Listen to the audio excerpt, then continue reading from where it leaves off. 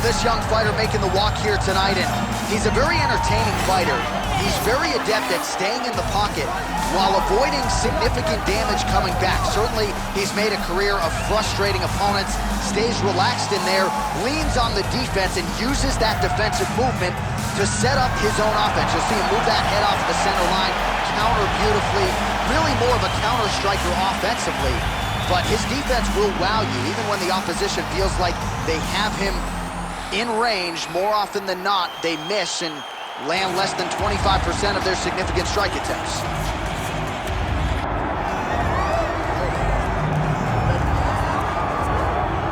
All right, well, a promotional workhorse doesn't even begin to describe it when it comes to Dan Ige. And you need contenders, guys in the top 15, that are ready, willing, and able to take on all comers at any time. That is Dan Ige in a nutshell.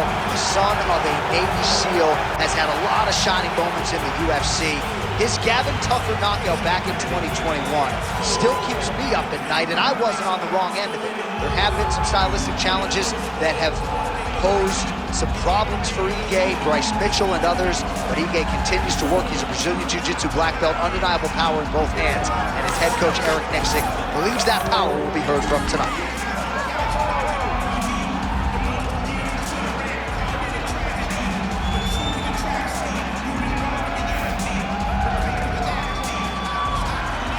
With that, both fighters have now graced the octagon. They will lock the door behind them, ready to go with a crazy fight here at T-Mobile Arena in Las Vegas, Nevada. Our tail of the tape for this featherweight fight. Here is Bruce Buffer. Ladies and gentlemen, this is the main event of the evening.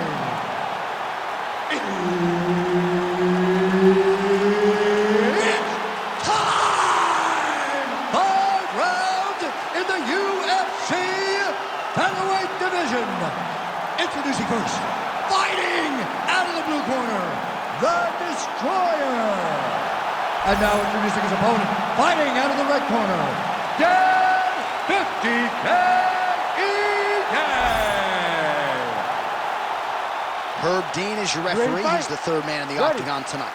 All right, early round action here, and UFC featherweight Dan Ige has spent much of the last several years entrenched in this division's top 10. At one point, he reeled off 6 consecutive wins. That set up a big main event against Calvin Kattar in July of 2020 on Fight Island. This is one tough customer. Brazilian Jiu-Jitsu black belt, but maybe more known as a striker in modern-day mixed martial arts. Has everything you would want in terms of a championship pedigree. Now the focus, putting it all together against elite opposition. Oh, man, these fighters are trading strikes early on. It's exactly what we expected from these two.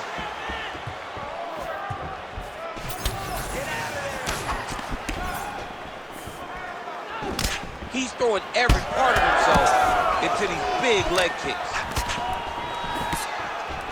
All right, so we have got a full-on brawl to start this fight. Any concern that these guys might burn themselves out? Oh, they're going to exhaust themselves. So we may as well enjoy it right now, because come the third round, regardless of the weight class, they're going to look like 2 tired heavyweights in the middle of the octagon.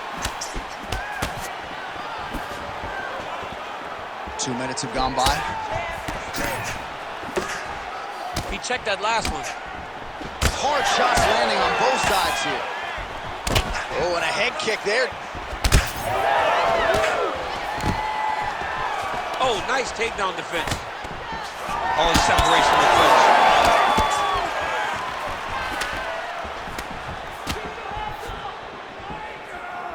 Look at the turnover in that kick.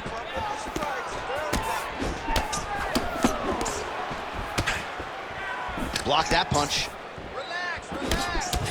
Well, now you see some visible damage on the side underneath the elbow. He told us he was going to invest in the body, and he hasn't missed a whole lot tonight. You didn't expect him to big knee!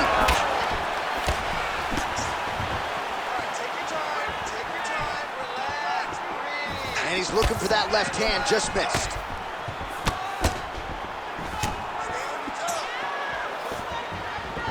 And once again, looking for that highlight reel KO with that front kick. Fighters separate from the clinch. Mixed messing up the target, attacking the body. Oh, huge Superman punch. Oh, good block there. Man has his chin been tested early.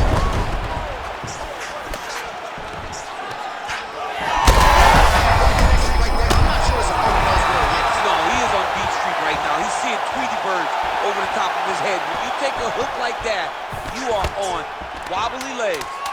Big right hand. Oh, big elbow. Horn sounds for the end of round one. All right, so there's the horn signifying the end of what was a great round, DC. Got to talk about that knockdown. What a fantastic round. He was able to set up a great shot, got the knockdown. You have to be feeling good as he walks back to the corner.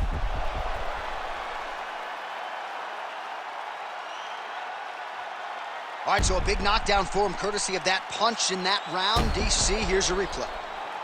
Big moment in the previous round. They were both fighting very well, but when he landed this punch right here that sits his opponent down, it showed that the power is not equal, and if he can land, he does have the ability to damage him. Ready to fight? Ready. All right, round two. In a ton of trouble right now. Oh, big hook, that'll sting. Whiffs on the straight right hand. Oh, he lands another strike to the body, really starting to connect on a lot of shots to the midsection, and these will take their toll as this fight goes into the latter rounds. There's the leg kick, that one checked by Ige. Oh, big elbow. Oh, nice.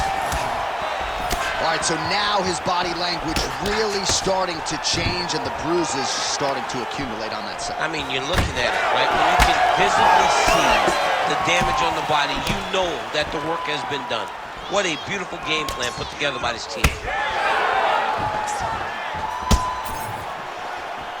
Oh, beautiful straight right hand. One more feeling out process tonight. Both fighters invoking damage on the other, DC. Yeah, we knew this would be very competitive. We knew that this was a tough fight. We knew that both guys would be very evenly matched in this fight. But we didn't expect to see this type of war between these two guys. Well, he was a little bit lackluster in round one. You can't say the same here in this second round. He has really picked up the pace, an uptick in the aggression and the output, and starting to find his range here in the pocket.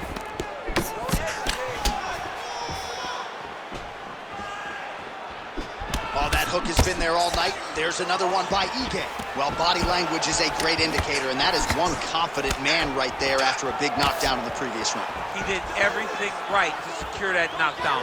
Perfect setup with the hands, got the knockdown. Let's see if he can go find the shot that's gonna finish the fight. Man, these guys have some chins on them.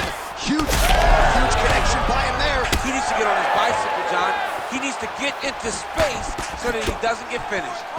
Oh, with authority, the body. Oh, yes, now we're going.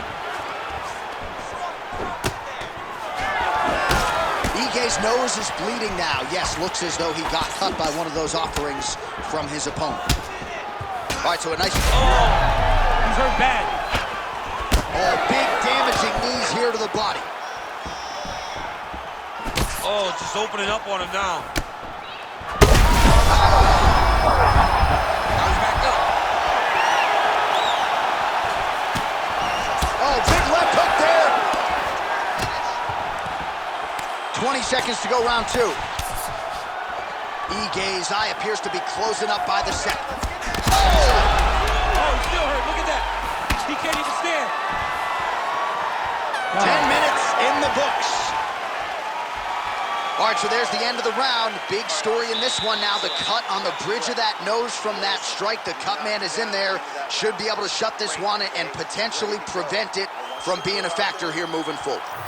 All right, so there's the horn. He got knocked down by a punch in that round, but he is able to survive. We'll see if they can make some adjustments. He's as tough as they come. He took that shot and he kept plodding forward. He got off of his butt. He got himself off of the canvas and tried to get right back to work. But he cannot take many more of these. You don't want to be the guy that's testing how tough that your chin is.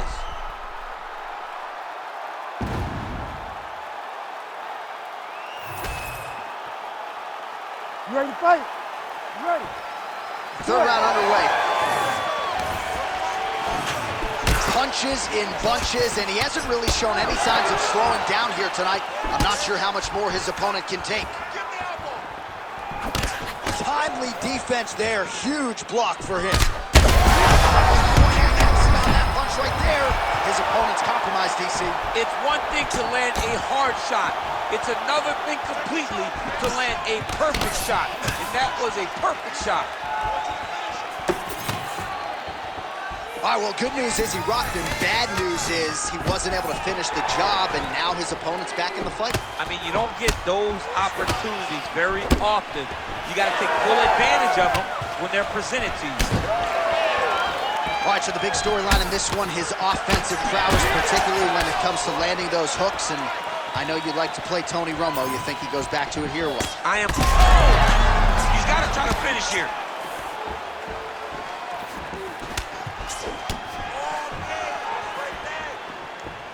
Just over 3 minutes to go in round 3.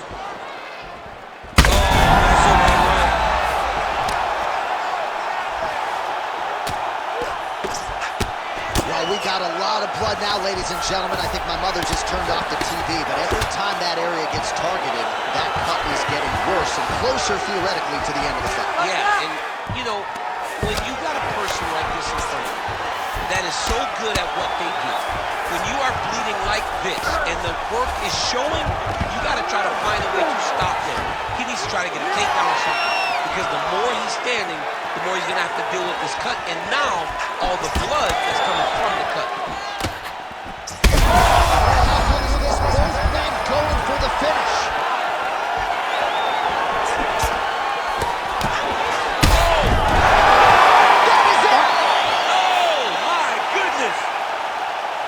Well, that smile on his face is only going to be surpassed by the zeros on the check. A huge knockout tonight. Got to think some bonus money's coming his way. Bonus money is coming his way. When you knock somebody stiff like this, you expect a bonus check. What a phenomenal performance by this young man.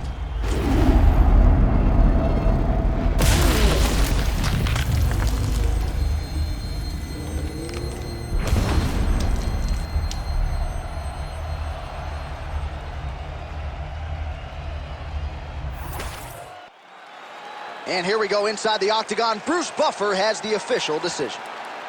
Ladies and gentlemen, referee Herb Deans called a stop to this contest at 3 minutes, 17 seconds of the third round.